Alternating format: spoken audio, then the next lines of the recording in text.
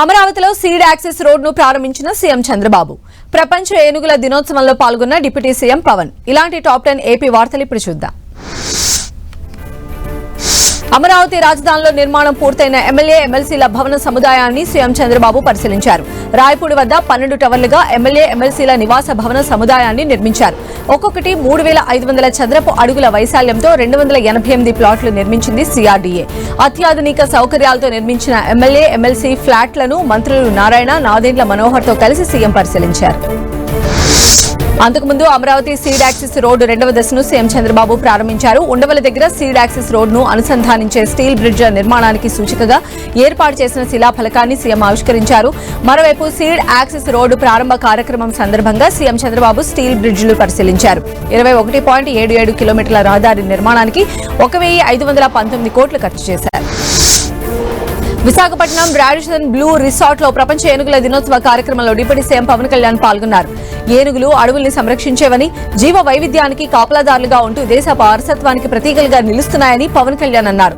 ప్రధాని మోదీ నాయకత్వంలో దేశవ్యాప్తంగా ఏనుగుల సంరక్షణకు ప్రత్యేక చర్యలు చేపట్టినట్లు విచారించారు.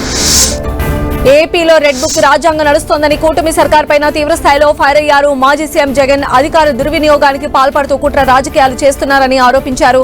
కర్నూలు జిల్లాలో పర్యటించిన జగన్ జైల్లో ఉన్న ఆలూరు ఎమ్మెల్యే విరూపాక్షిని పరామర్శించారు. ప్రభుత్వాన్ని ప్రశ్నించినందుకే తమ నేతలపై అక్రమంగా కేసులు పెట్టి అరెస్టు చేస్తున్నారని మండిపడ్డారు. కరోనాని అడ్డం పెట్టుకుని డబ్బు సంపాదించుకున్న చరిత్ర వైసీపీ వారిదని అనంతపురం అర్బన్ ఎమ్మెల్యే దగ్గుబాటి ప్రసాద్ విమర్శలు చేశారు. నగరంలోని శ్రీనగర్ కాలనీ శివార్లో ₹1 కోటి అభివృద్ది పనులకు ఆయన భూమి పూజ చేశారు. 15వ ఫైనాన్స్ కార్పొరేషన్ కింద రోడ్లు, డ్రైనేజ్ల నిర్మాణాన్ని టీడీపీ నాయకులు అధికారులతో కలిసి పనులు ప్రారంభించారు.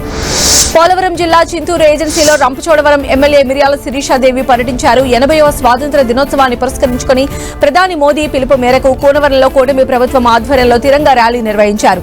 కూనవరం ఎంపీడీఓ కార్యాలయం ఆవరణలో ఆమె మొక్క నాటి కార్యక్రమాన్ని ప్రారంభించారు. ఆ తర్వాత బైక్ ర్యాలీని నిర్వహించారు. దేశంలో ఏ రాష్ట్రంలో లేని విధంగా సంక్షేమ పథకాలు అందుతున్నాయని, ఇది సీఎం చంద్రబాబు ఘనత అని అనంతపురం అర్బన్ ఎమ్మెల్యే దగ్గుబాటి ప్రసాద్ అన్నారు.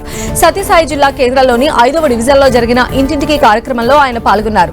రాష్ట్రం ఆర్థికంగా కష్టాల్లో ఉన్నప్పటికీ 2 ఏళ్లుగా అనేక అభివృద్ది సంక్షేమ కార్యక్రమాలను ప్రభుత్వం అందిస్తుందని ఎమ్మెల్యే తెలిపారు. నంద్యాల జిల్లా ఆత్మకూరు ప్రాంత రైతాంగానికి ప్రభుత్వం శుభవార్త చెప్పింది. సిద్దాపురం చెరువు అనుసంధాన పనుల కోసం 69,27,00,000 మంజూరు చేసింది. సిద్దాపురం చెరువు నుంచి ఇంద్రేశ్వరం కాలువ తవ్వకం పనుల కోసం 24,32,00,000 కేటాయించింది. కాలువ ద్వారా దాదాపు 5,448 ఎకరాల ఆయకట్టుకు సాగునీరు అందనుంది. 80వ స్వాతంత్ర్య దినోత్సవాన్ని పురస్కరించుకుని బాపట్లలో విద్యార్థులతో కలిసి సైకిల్ ర్యాలీలో పాల్గొన్నారు కలెక్టర్ వినోద్ కుమార్. దేశభక్తి, జాతీయ సమైక్యతను పెంపొందించేందుకు జిల్లాలోని అన్ని మండలాల్లో సైకిల్ ర్యాలీలు నిర్వహిస్తున్నట్లు కలెక్టర్ తెలిపారు. రేపు చీరాల్లో కూడా ఇలాంటి ర్యాలీలు నిర్వహించనున్నట్లు కలెక్టర్ తెలిపారు. అంబేద్కర్ కోనసీమ జిల్లా కొత్తపేట మండల పరిధిలోని అవిడి గ్రామంలో ప్రభుత్వ సహాయం కోసం 3 వృద్ధ బ్రాహ్మణులు ఎదురు చూస్తూ ఉన్నారు. చివరి దశలో అత్యంత దయనీయమైన పరిస్థితిని ఎదుర్కొంటున్నారు. తల్లికిస్తున్న పెన్షన్తోనే కుమారులు, కోడలు జీవిస్తూ ఉన్నారు. గ్రామ శివారు కొబ్బరి తోటలో చిన్న రేకుల షెడ్లో జీవనం సాగిస్తూ ఉన్నారు. రేకుల షెడ్డుకు విద్యుత్ కనెక్షన్ ఇవ్వాలని వారు కోరుతున్నారు.